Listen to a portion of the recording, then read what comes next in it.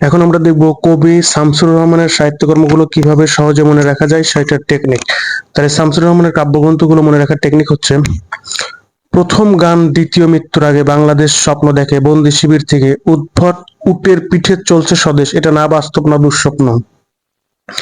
বিধ্বস্ত নীলিমা তার নিজের বাসভূমি রৌদ্র করটিতে দুঃসময়ের মুখোমুখি দাঁড়িয়ে নিরালোক তীব্ররোধ করছে আর বলছে, বুক তার বাংলাদেশের হৃদয়, তুমিই নিঃশ্বাস, তুমিই স্পন্দন। আমি যেভাবে বললাম এভাবে পড়ে কিন্তু মুখস্থ হবে না, মনেও থাকবে না। একটু টেকনিক্যালি বুদ্ধি খাটিয়ে মনে রাখতে হবে যে জিনিসগুলো কিভাবে সহজে মনে রাখা যায় সে আকারে পড়তে হবে। যেমন এভাবে পড়তে হবে যে, প্রথম গান দ্বিতীয় মৃত্যুর আগে বাংলাদেশ স্বপ্ন দেখে। বাংলাদেশ কি দেখে? স্বপ্ন দেখে। কখন স্বপ্ন দেখে? প্রথম গান দ্বিতীয় মৃত্যুর আগে।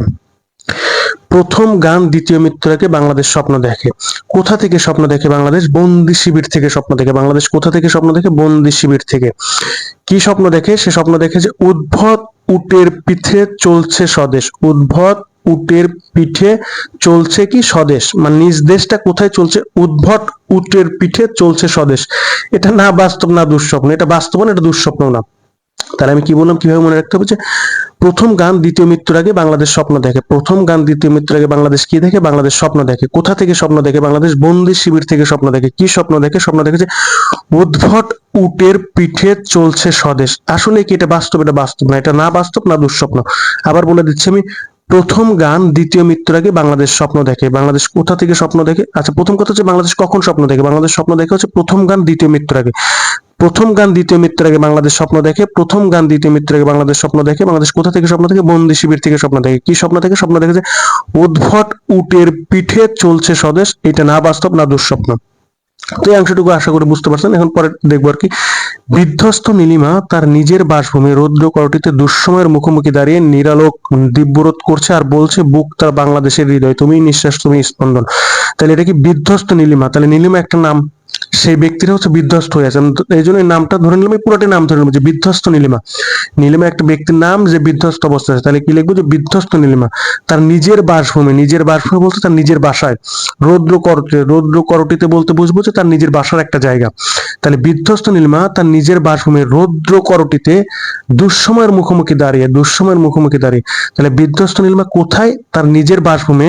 তার নিজের বাসভূমির যে জায়গাটা আছে সেই জায়গাটার নাম কি? রৌদ্র করটিতে। সেই জায়গাটা এটা নিজের বাসভূমি বা নিজের বাসার একটা জায়গা, রৌদ্র করটিতে। একটু টেকনিক্যালি পড়তে হবে আর কি জিনিসগুলো। তাহলে কি বিধ্বস্ত নীলিমা তার নিজের বাসভূমি রৌদ্র করটিতে দুঃসময়ের মুখোমুখি দাঁড়িয়ে, মানে তার খুব কঠিন সময় যাচ্ছে, সেই সময় সে তার নিজের বাসভূমি রৌদ্র করটিতে দাঁড়িয়ে আছে। তাই কি বিধ্বস্ত নীলিমা তার নিজের বাসভূমি রৌদ্র করটিতে দুঃসময়ের মুখোমুখি দাঁড়িয়ে নিরালোক দিব্যরোধ করছে। কি করছে? নিরালোক দিব্যরোধ করছে আর বলছে, বুক তার হৃদয়, বুক তার বাংলাদেশের হৃদয়, তুমি নিঃশ্বাস, তুমি স্পন্দন। মানে তার ভিতরে যে দুঃসময়ের মুখোমুখি সময় দাঁড়িয়ে আছে, সে দুঃসময়ের মুখোমুখি দাঁড়িয়ে এইগুলো বলছে যে, বুক তার বাংলাদেশের হৃদয়, তুমি নিঃশ্বাস, তুমি স্পন্দন।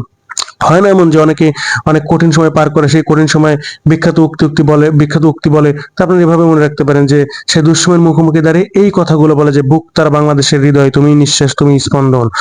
আবার কি হবে? তাইলে বিধ্বস্ত নীলিমা তার নিজের বাসভূমি রৌদ্র করটিতে দুঃসময়ের মুখোমুখি দাঁড়িয়ে নিরালোক দিব্যরোধ করছে আর বলছে, বুক তার বাংলাদেশের হৃদয়, তুমি নিঃশ্বাস, তুমি স্পন্দন। এভাবে একটু টেকনিক্যালি পড়ে নিতে হবে, তারপরে টানা মুখস্থ করতে হবে। প্রথমেই যদি আমরা টানা মুখস্থ করতে যাই তাহলে কিন্তু মনে থাকবে না। তো এখান থেকে আমরা কি কি কাব্যগ্রন্থ পাই সেই কাব্যগ্রন্থ নামগুলো একটু দেখবো। সেই কাব্যগ্রন্থ নামগুলো হচ্ছে: প্রথম গান দ্বিতীয় মৃত্যুর আগে। প্রথম গান দ্বিতীয় মৃত্যুর আগে, এই পুরাটাই কিন্তু একটা কাব্যগ্রন্থ, এই যে কমা পর্যন্ত। তারপরে বন্দি শিবির থেকে, বন্দি শিবির থেকে আরেকটা কাব্যগ্রন্থ। বাংলাদেশ স্বপ্ন দেখে, বাংলাদেশ স্বপ্ন দেখে, এইটাও একটা কাব্যগ্রন্থ। একটু মিলিয়ে দেখেন, প্রথম গান দ্বিতীয় মৃত্যুর আগে, এই যে প্রথম গান দ্বিতীয় মৃত্যুর আগে।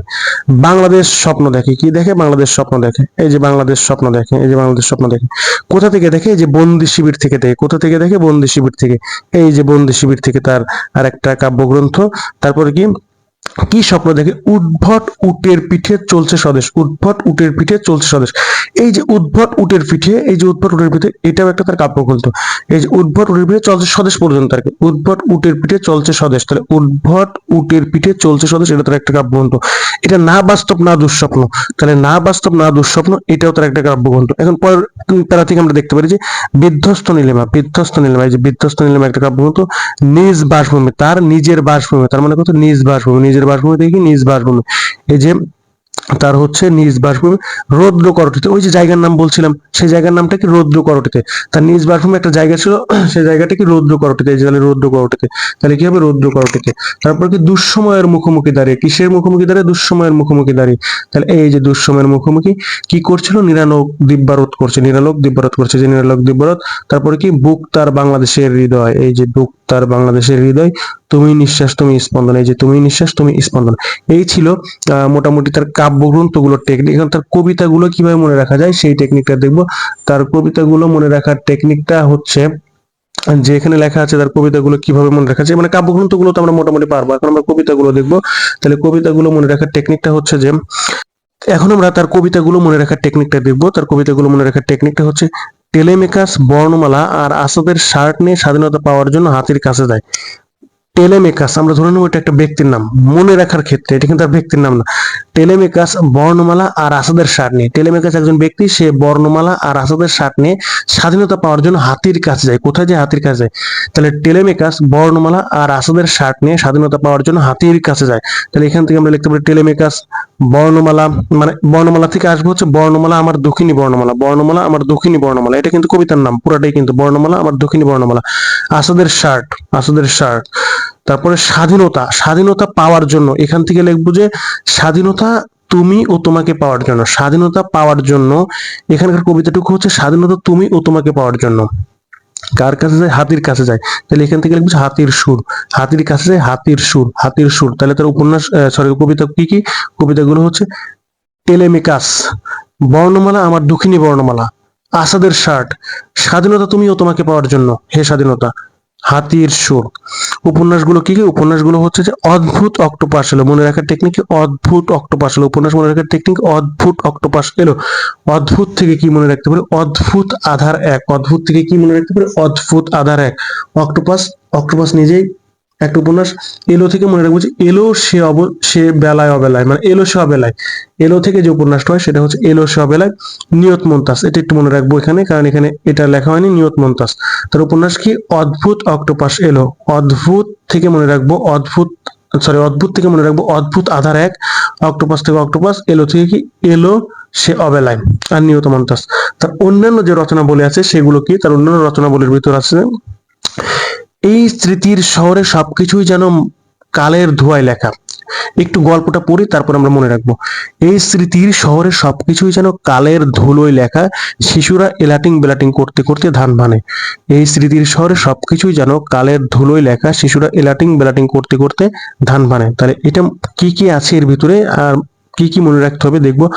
আত্মস্মৃতি, এর ভিতরে যে আত্মস্মৃতি আছে সেটা হচ্ছে দুইটা, সেটা কি? একটা হচ্ছে স্মৃতির শহর, এই যে স্মৃতির শহরে কি? স্মৃতির শহর কালের ধুলোয় লেখা, কালের ধুলোয় লেখা, এটা হচ্ছে আত্মস্মৃতি। আর শিশুতোষ গ্রন্থ হচ্ছে এলাটিং বেলাটিং, এলাটিং বেলাটিং, এলাটিং বেলাটিং। ধান ভানে, ধান ভানলে কুড়ো দেবো, ধান ভানলে কুড়ো দেবো, এটা হচ্ছে শিশুতোষ আর এটা হচ্ছে আত্মস্মৃতি। তার যে অন্যান্য রচনাবলী ছিল, অন্যান্য রচনাবলীর ভিতর আত্মস্মৃতি ছিল হচ্ছে স্মৃতির শহর কালের ধুলোয় লেখা, আর শিশুতোষ ছিল এলাটিং বেলাটিং ধান ভানলে কুড়ো দেবো। মনে রাখার টেকনিক কি? এই স্মৃতির শহরে সবকিছুই যেন কালের ধুলোয় লেখা, শিশুরা এলাটিং বেলাটিং করতে করতে ধান ভানে। এই স্মৃতির শহরে, মানে এটা একটা স্মৃতির শহর, এই স্মৃতির শহরে সবকিছুই যেন কালের ধুলোয় লেখা, শিশুরা এলাটিং বেলাটিং করতে করতে ধান ভানে। তো আপনারা হয়তো বিষয়টা বুঝতে পারছেন। আর যদি আপনারা এরকম প্রতিনিয়ত সাহিত্যের শর্টকাট টেকনিক মনে রাখতে চান বা ভিডিও পেতে চান, তাহলে চ্যানেলটা সাবস্ক্রাইব করে রাখতে পারেন। এখানে প্রতিনিয়ত এরকম ভিডিও দেওয়া হবে যা দেখলে আপনাদের অনেক উপকারে আসবে।